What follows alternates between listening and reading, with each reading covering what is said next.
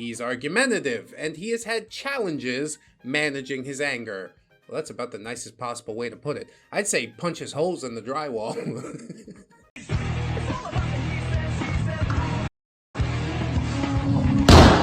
Hello friends, trace amounts of science. Welcome back to ReddX. Today we're getting into some r/AmITheDevil. We'll offer some moral catharsis for some people that, well, usually have their head pretty far up their own bum, you know? They think Reddit's gonna agree with them, and yeah, sometimes display the worst sides of humanity. So I'm excited to get into it. It always makes me nice and angry, and the people seem to like that. So let's not delay any longer. Thank you so much for being here today. Let's rock and roll. I was just trying the less rock and roll thing. I don't think it really works.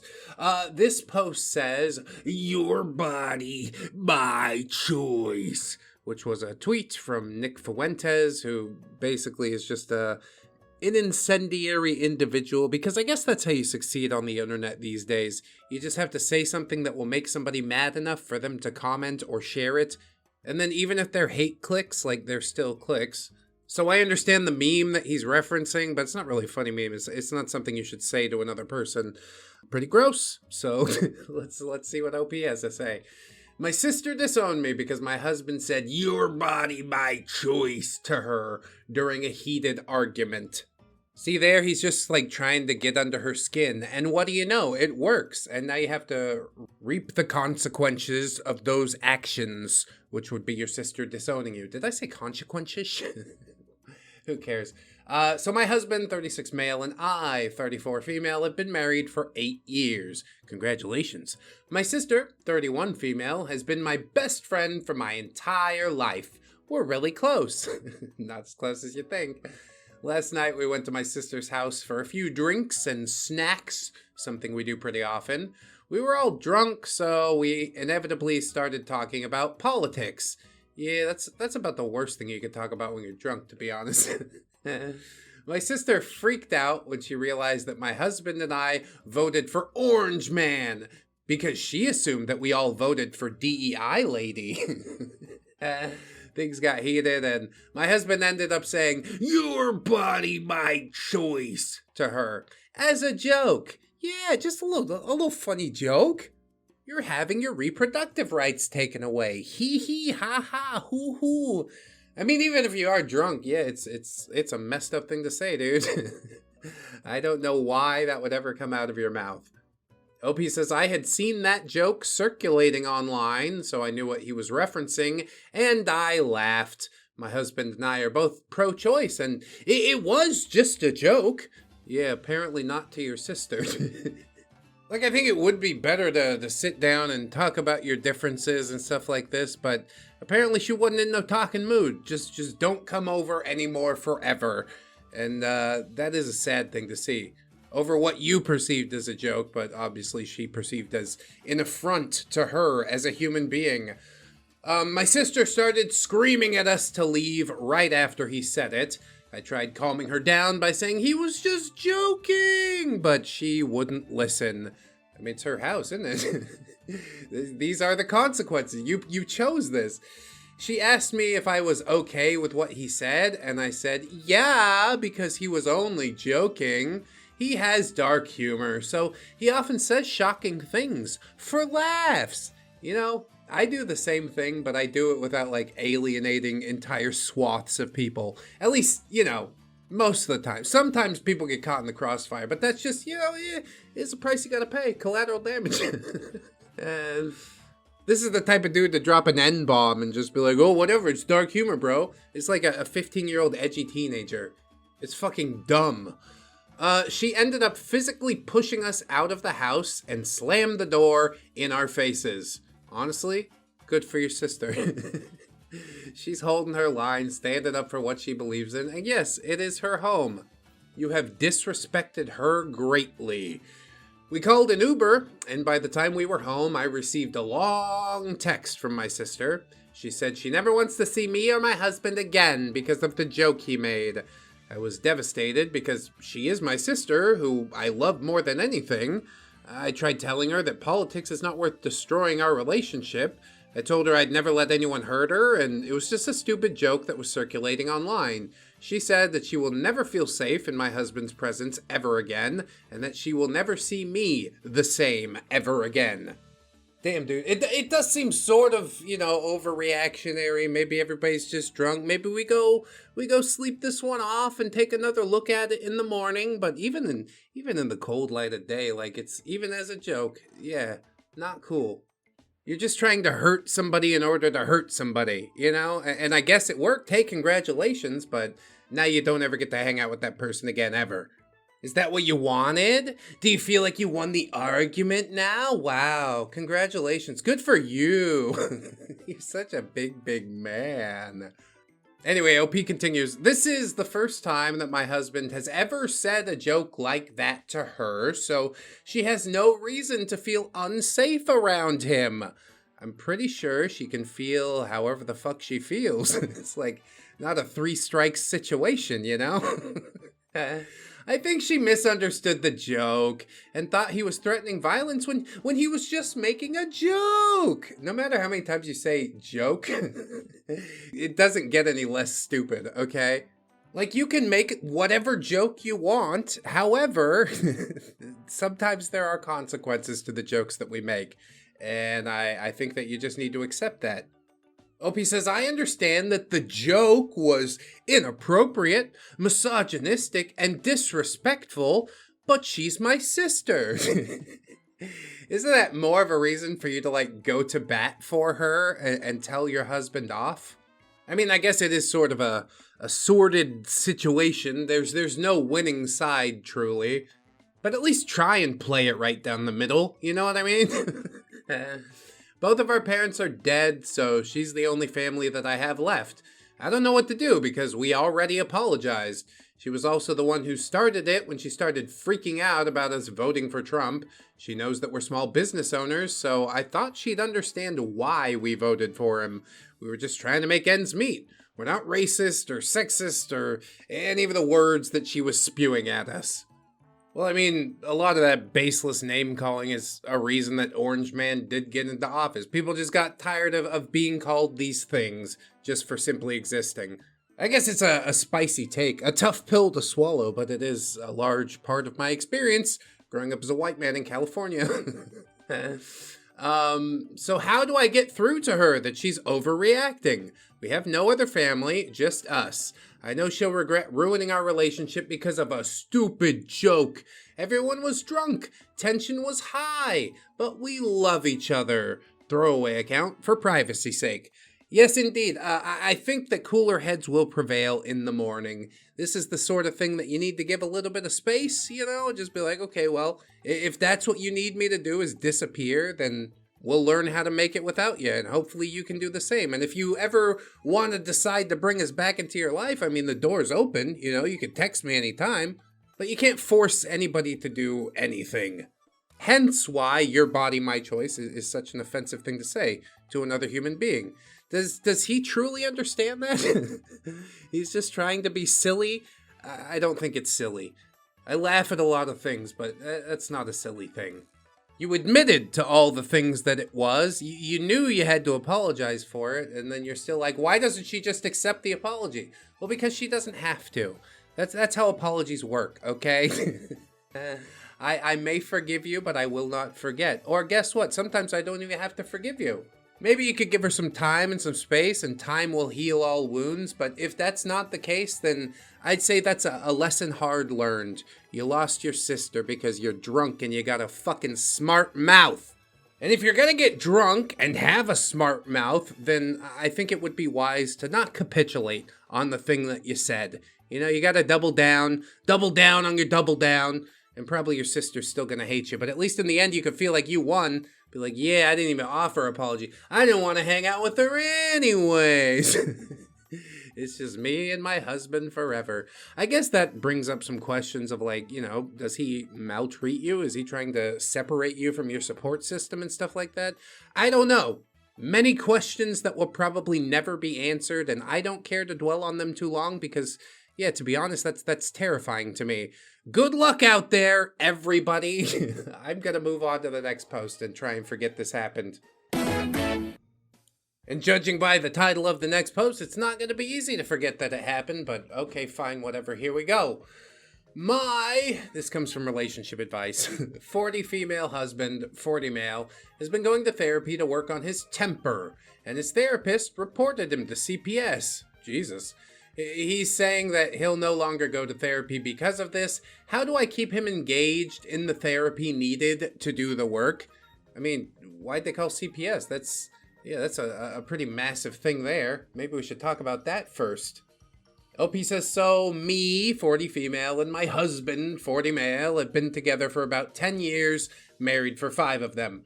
We have one child, a 3-year-old male, and my husband has always had a short fuse. He's argumentative, and he has had challenges managing his anger. Well, that's about the nicest possible way to put it. I'd say punches holes in the drywall.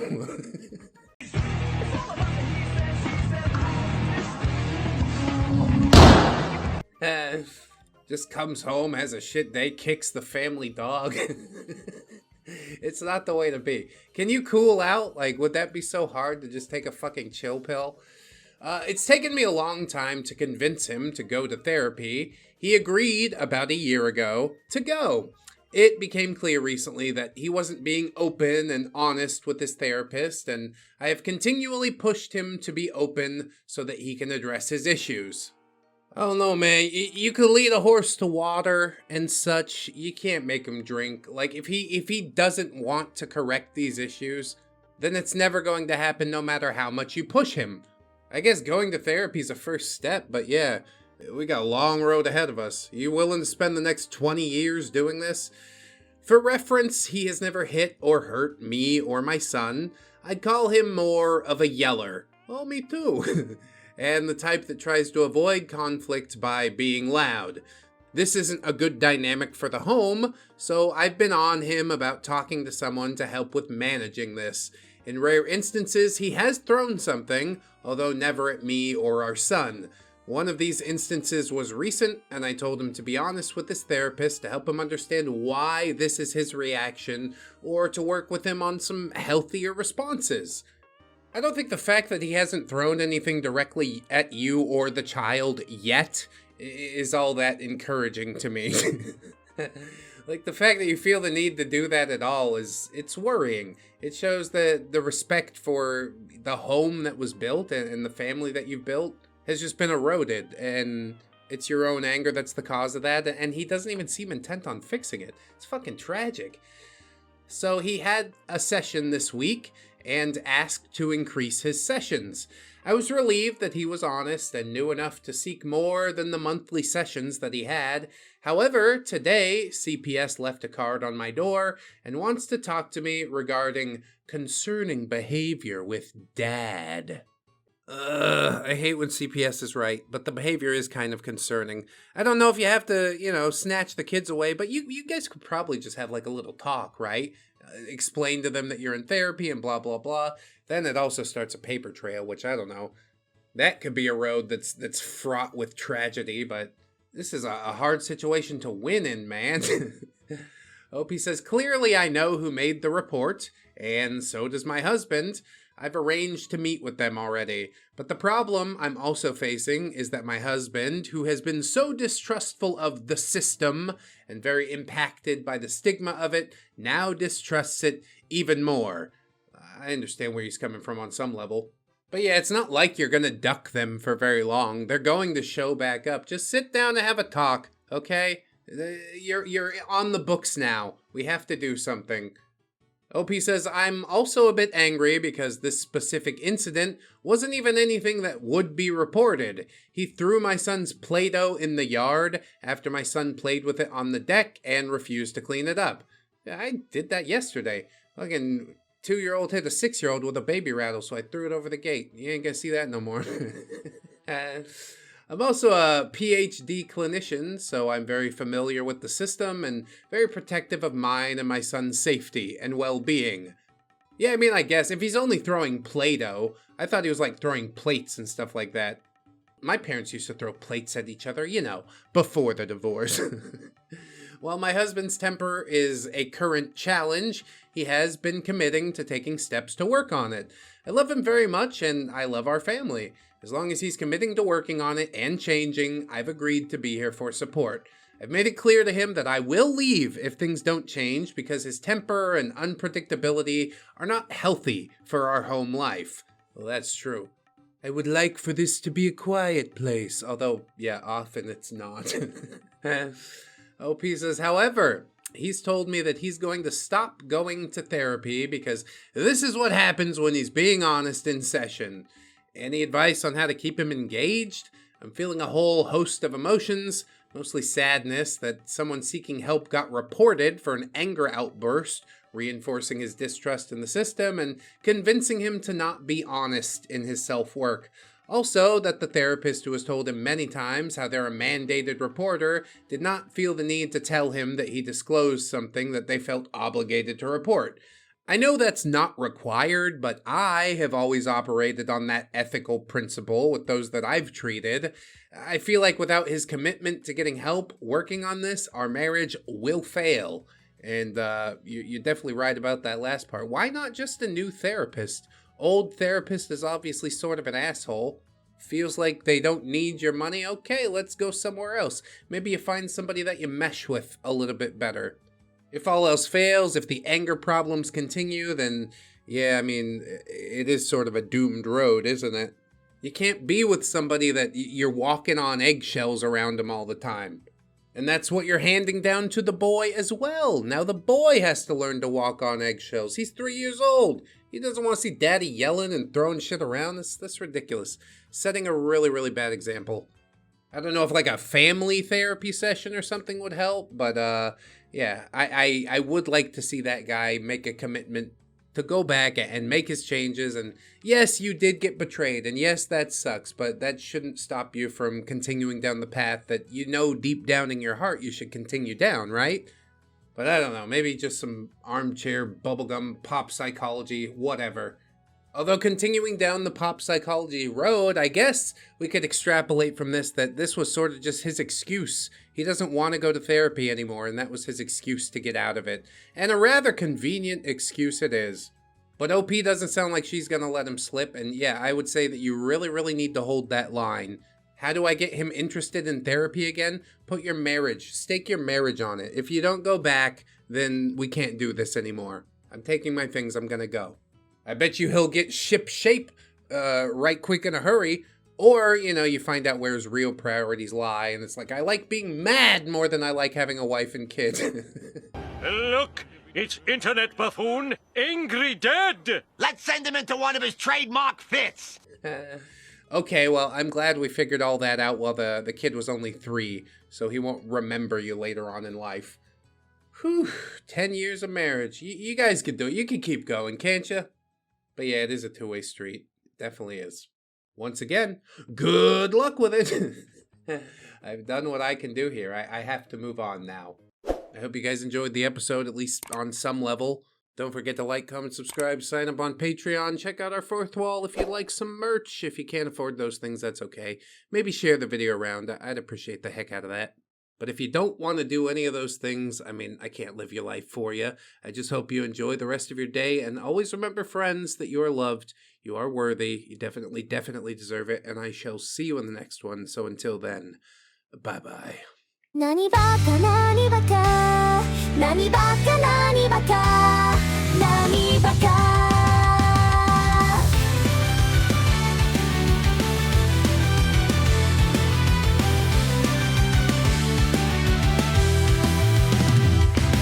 Sunlight glinting on Nippon steel, folded 1,000 times. Can cut through any argument, defeating illogical crimes. Dew drifting down from the heavens, settling on all my blade. I quest higher into the mountains before my euphoria fades. Nani baka, nani baka, nani baka, nani baka, nani baka. There I seek the sacred bird, and its flesh and I shall render, carving out the holy snack to claim that